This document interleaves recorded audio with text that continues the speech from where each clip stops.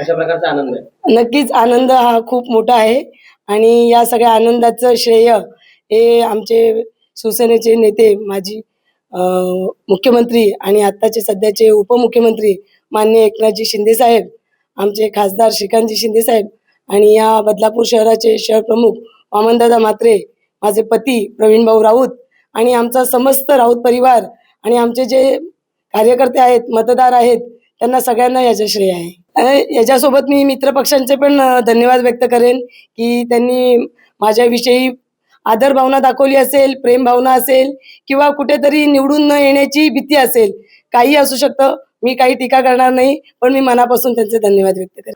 100% मी शिवसेनेच्या पक्षासाठी जोर देणार प्रचारासाठी आणि आज या ठिकाणी जर तुम्ही बघाल तर शिवसेनेने खातं उघडलेलं आहे आणि शिवसेनेचा विजय हा निश्चित या बदलापूर शहरामध्ये होणार आहे. 4 जणांचे अर्ज होते, त्यातील उद्धव बाळासाहेब गटाच्या एका वर्षा चव्हाण या महिलेचा अर्ज छाननीच्या वेळेला बाद झाला.